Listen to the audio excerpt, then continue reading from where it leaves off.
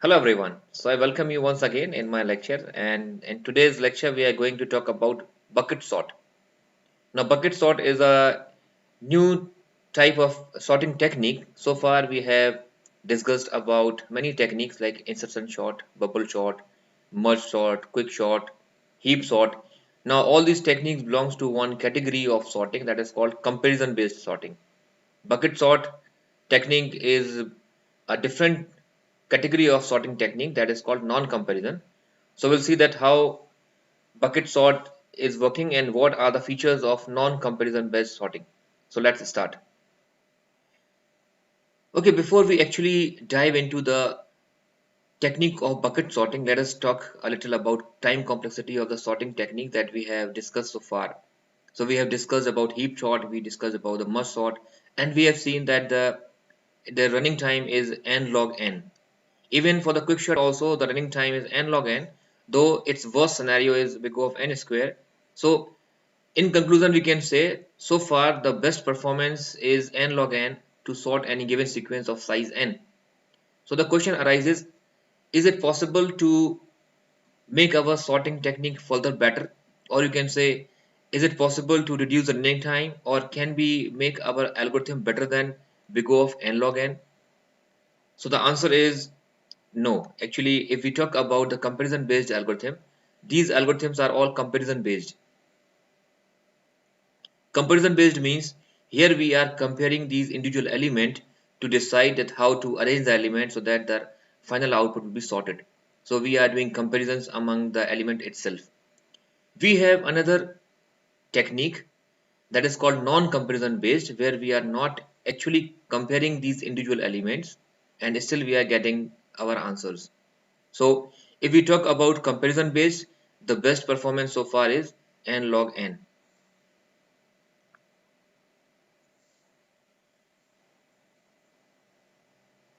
Okay, so let us talk about non-comparison based. Now, to apply non-comparison based, one thing to understand that non-comparison based is not always suitable for all the scenarios. It is only possible or it is only applicable to certain scenarios to get the better running time. Now let us take one scenario. Suppose the values in the list to be sorted can repeat, but values have a limit.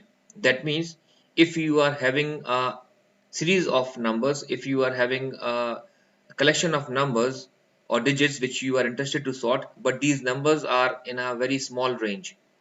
Though the quantity of number may be large, what I mean to say is there may be 1,000 numbers, there may be uh, 10,000 numbers, there may be 100 numbers, means the size of the numbers may be large, but the range is small. By range means I mean to say that I am having 100 numbers and all are belonging in the range 0 to 9. That means there may be repetition. There are numbers are repeating.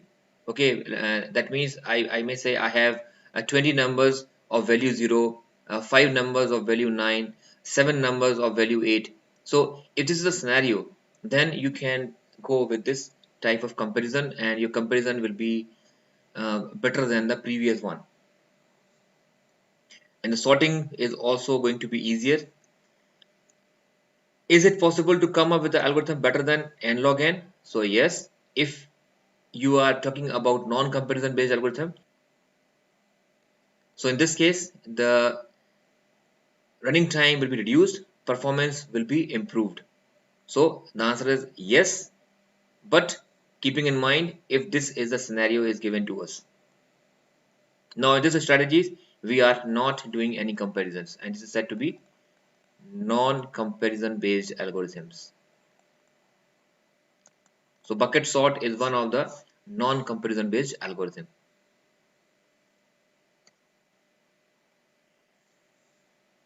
So let us look at the idea of the bucket sort. So we'll look to the strategy first, that what is the strategy of bucket sort, and then we will see the formal algorithm bucket sort, and then we will apply to some numerical, some set of numbers.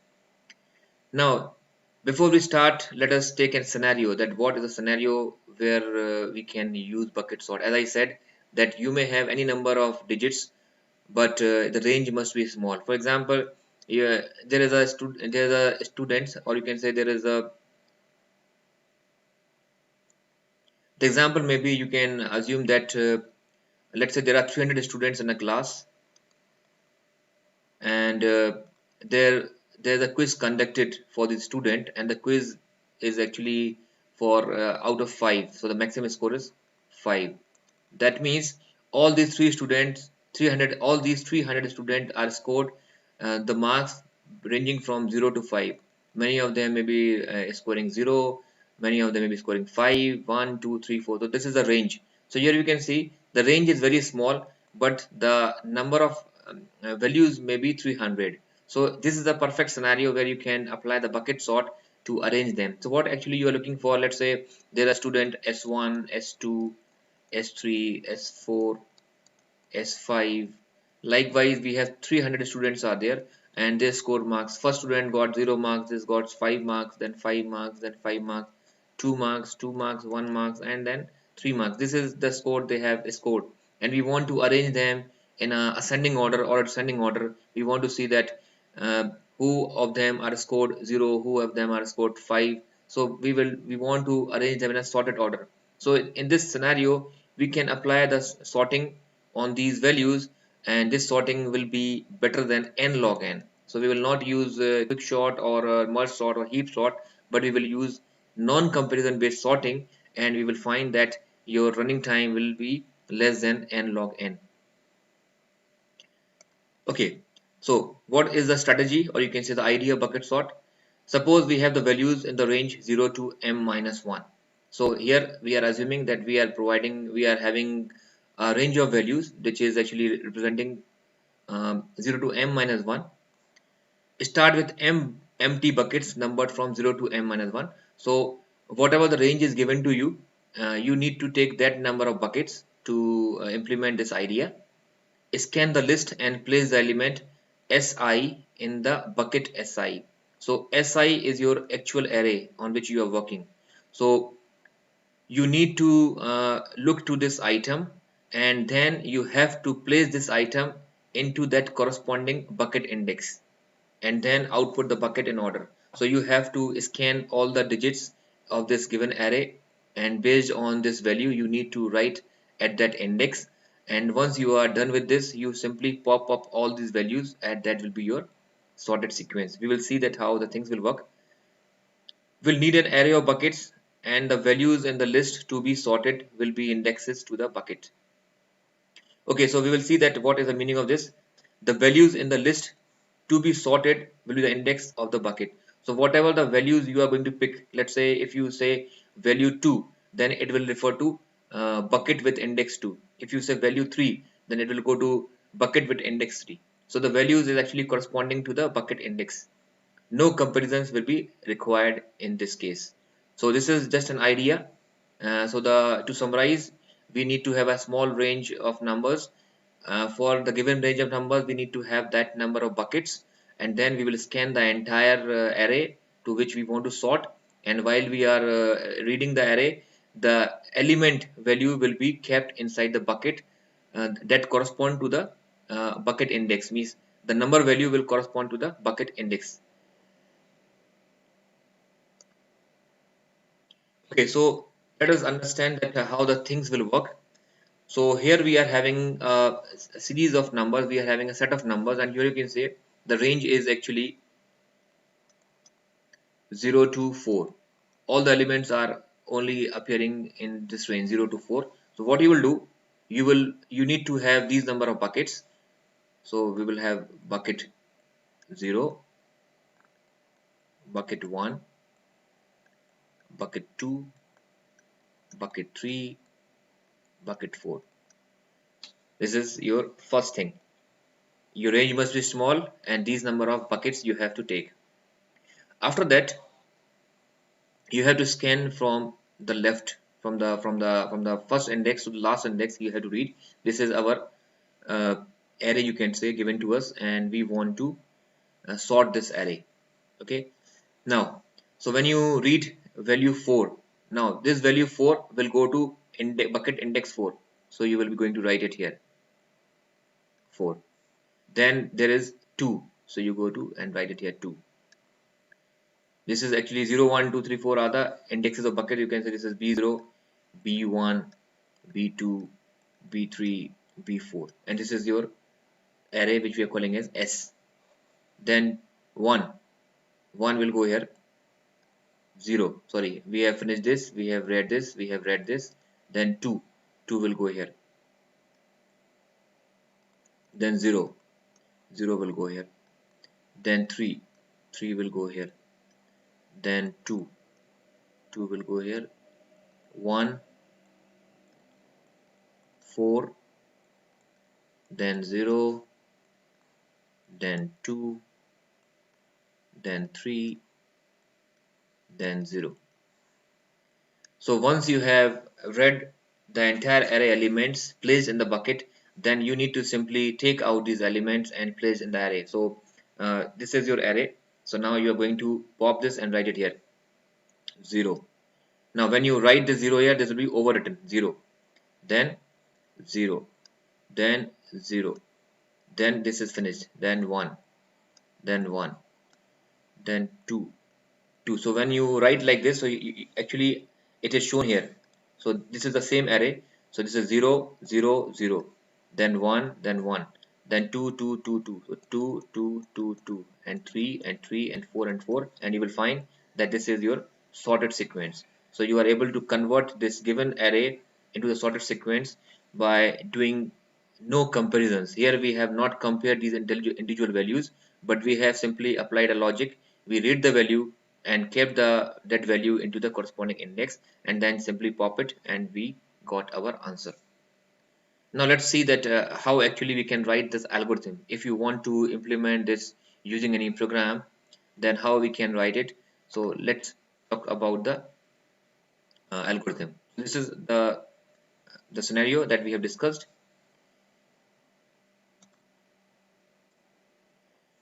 Now this is bucket sort algorithm.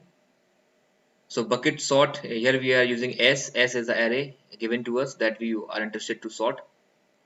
The values in S are in between 0 to m minus 1. Also, we are aware that there must be some range, because this is only applicable when you are provided with any range, and range must be small. So let's say we are having numbers in the range m, that means it range from 0 to m minus 1. So the very first thing is, for j equals to 0 to m minus 1, initialize m bucket. So since we are having a range 0 to m minus 1, that means we need to have buckets 0 to m minus 1. So we will initialize these buckets by assigning 0 to by assigning 0 to each index. So b of j will be 0. So what does it mean? It means if I am having a range 0 to 3, that means I am having bucket 0, bucket 1, bucket 2, bucket 3. Okay, 0 1 2 3, or you can say bucket 0, bucket 1, bucket 2, and bucket 3. So here what we are doing, we are simply initializing it, and what we are doing, b of 0, b of 1, b of 2, we are assigning 0 0. This is called initialization. For I equals to 0 to n minus 1 do. Now this represent the array. So you are having an array of size n. So array of size n will go from 0 index to n minus 1 index. So for all the index, what you are doing, b of si will be b of si plus 1. So what you are doing, you are taking the value, s of I is the value of the array, and you will go to this index of this bucket and add plus 1 to it, and then write it at this index. Okay, what actually does it mean? It means if I am having a sequence, let's say, let me write it here, 4 4 3 1 2 0 1 2. Okay, so what I am going to do is I am having a bucket. This is my bucket 0, bucket 1, bucket 2, bucket 3, and bucket 4. Initially the value is 0. Now this is my S, this is my elements in the given array which I want to sort. In this, what I am doing, for 0 to n minus 1 means from here to here I will be reading, and what I will do, b of si. So si is the value, so si is the value, so this is means s of 0. So s of 0 means the value. So what you will do, you go to the fourth index, because when you say uh, s of I, that means s of 0 is this value, is this index, and then you will look at this index, you get this value. So you have to go b of 4. So you will go here, b of 4 is this, and you will add 1 to it, and write it in the bs4. So this value becomes 1. This becomes 1. Now you are here, because you go to next iteration, I becomes 1. Now you are here. Now again you pick this value, go to the index 4 and add 1. So this becomes 2. This becomes 2. Now you are here 3. You go to index 3 and make it plus 1. This has become 1. Then 1. This is 1. Then 2. 2 means this index 1. Then 0. 0 means you go here, add to this, 0 plus 1 is 1. Then 1.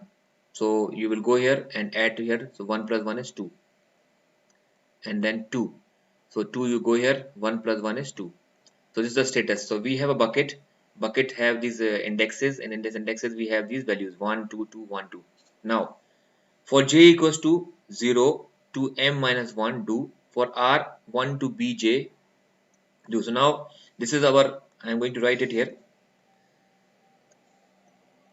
2, 3, 4, 5, 6, 7. So I am having here my array s 0, 1, 2, 3, 4, 5, 6, 7. Fine. Now 0 to m minus 1. Now I am going to do some operation for all my buckets. These m minus 1, I am having a bucket from 0 to 4. So I will read every bucket, and then for every bucket I have to do, for r equals to 1 to b of j. So I have to make a loop from 1 to the value which is inside the j, means here I have to make a loop from 1 to 1. Okay, and what I am going to do, I am writing in the s of I, means I'm going to write.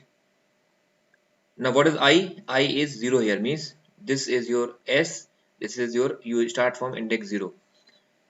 So again I repeat, j is working for bucket, j is actually for working bucket, and r is actually working for these values, which is values are inside. Okay, so I will write here j is for bucket, and these individual values is actually this r, and this s is this your array. And what you are going to do, you need to write this number of time this value j when j equals to 0. That means you are in this bucket. Okay, now you go inside 1 to b of j. So you have to make a loop from 1 to 1. R will be from 1 to 1. Only one time you have to do. And what you will do, s of I means in this index you will write the value of j. So you will write the value of j. What is j? J is 0. And then I will be I plus 1. Now I will representing the index of si. So you will be here. Now you go to the next, because this loop is only going to, only 1 to 1. This is finished, so you will go back. Now you are in the bucket 2. You are here. Now what it says, it says for r equals to b 1 to b of j, means you have to make a loop now 2 times. 1 to 2 means this 2 is coming from the value of bj. Now you have to make a loop of 2 times. What you are doing, write s of I s of I, you write j, means here you can write the value of j. Now what is j here? J here is 1, so you write 1, and then you will be doing 2 times, so you'll do 1 again, you will increment I, you will do 1 here, and then it's finished. You go to again next. Now for j equals to 2. Now for j equals to 2, you will look here and you will come into the inside loop, and it will go again 2 times. So this is actually j equals to 0, j equals to 1 I am doing. Now for j equals to 2, what we are doing? I will go from 1 to 2. 1 to 2 means you have to do 2 times. And what we are doing? You are writing this value. What value? J value. The j value is 2. 2, 2. We write 2 times. It will go back again. Now j will be 3. And r will be, the value inside the 3 is 1, so will be 1 to 1, means it will do only one time.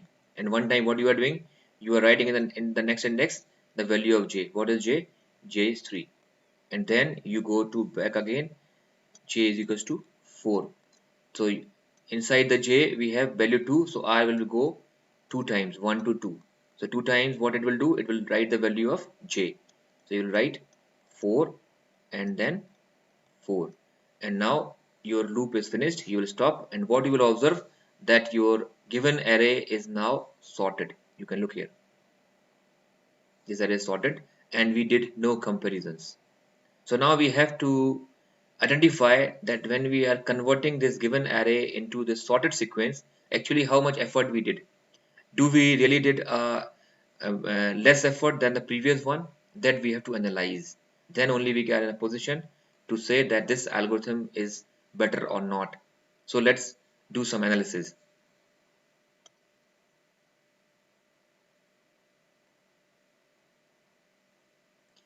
Before doing the analysis, let us also understand one more thing.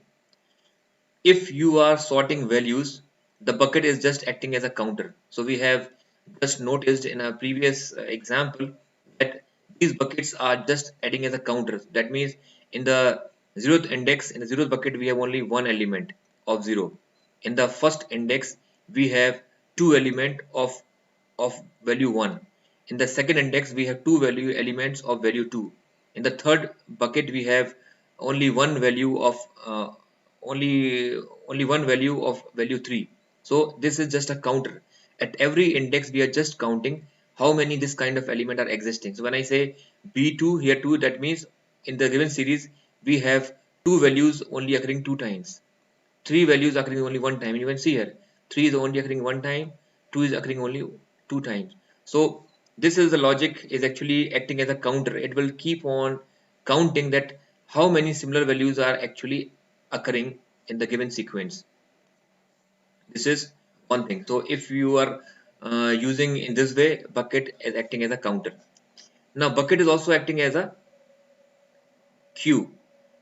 So what is happening? Entries are enqueued into the matching into the bucket, and then they will be dequeued as per the queue. What does it mean?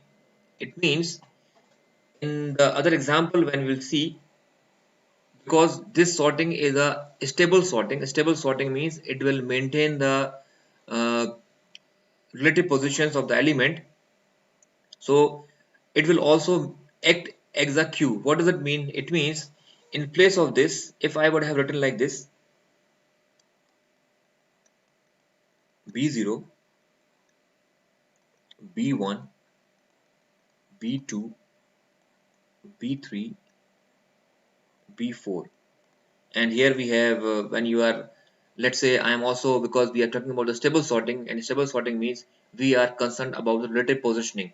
So this is, let's say, 4a, this is 4b, this is 3a, this is 1a, 2a, this is 0a. Now this is 1 appearing second time, this is 1b, and 2, this is a second time appearing, the 2b. Now when you are sorting this, so when you say this element, so it is going to be inserted in this, so you are saying 4a, and then you insert it again 4b. Now what does that mean? It means when you are inserting the element, this bucket is acting as a queue. That means when you are going to take element out, it will be taken this element first, because in the in the queue we worked as a first in first out. Okay, so what does that mean? It means if I am going to write the element in such a way, so I am going to write here 3a, this will be 1a, then you have 2a, then we have 0a, then we have 1b, then we have 2b. That means when you are going to arrange the element, you will write 0a, this is only one element, but when you are looking at this bucket, we have 1a and 1b, but because this bucket is acting as a queue, that means the element which is inserted first will be taken first. So I am going to write 1a, 1b, and then 2a, 2b, and then 3a, and then 4a. So you can see that now again your list is sorted, and also you are able to maintain the relative position of these similar element. So this 1a is coming before 1b, so 1a is again coming here. So this can also be maintained by treating this bucket as a queue. So when you look to the buckets are acting as a, so bucket are actually doing the two roles. One is acting as a counter, it is also acting as a queue. So we'll see in the examples that how it can perform both these tasks. So let's talk about the time complexity. So here if you so here you can see this is the algorithm for bucket sort. The very first task we did is bucket initialization, where in all the buckets we initialize with a zero value. So we have m buckets are there. So we did a loop for m time. This is big O of m, you can say. Then from array to bucket. Now we are reading all the elements from the array and keeping inside the bucket. Okay, so we have n elements are there. So doing this operation it will take big O of n effort. From bucket to array, and then we are reading the buckets values and keeping back to the array, so that our array got sorted, because inside the bucket the total elements will be exactly n. So again you need to do this operation n number of times. So this is big O of n. Now, so keeping the cost of all the efforts that we did in this algorithm, so the total cost will come out to be big O of m plus big O of n plus big O of n. And keep in mind that this algorithm is only suitable when m must be very small than n. So we are assuming that n is actually very large than m. We have a large number of elements, but the range of elements is very small. Then only this type of algorithms will be suitable. So this m is actually of negligible in comparison to n. So we can just remove this. So we are left with big O of n plus big O of n, big O of n order algorithm. So one thing to keep in mind, in general, when we represent the running time, we always write this is big O of n plus m, because you can apply this algorithm to any scenario. Maybe the scenario will not give you the good results. So you can conclude that the running time is big O of n plus m, but this is only good when m is very less than n. So in that case, your running time will come out to be big O of n. Also, you can say that your performance will be good when your range is actually small compared to the size of the given sequence. So with this calculation, we have realized that bucket sort is good and it is doing non-comparison. But one thing to keep in mind that we have to we need to have that number of buckets depending on the range given in the question. So if you have a large range, you need to have large number of buckets to get your list sorted. So if the range is large, then bucket will be required more, and this is a drawback. So can we overcome with this drawback? Can we fix this drawback to make it more better? Or you can see this drawback is removed in the another algorithm that we are going to study in the next lecture, that is called radix sort. So we will see that what is radix sort in our next lecture. This is all for this lecture. Thank you very much.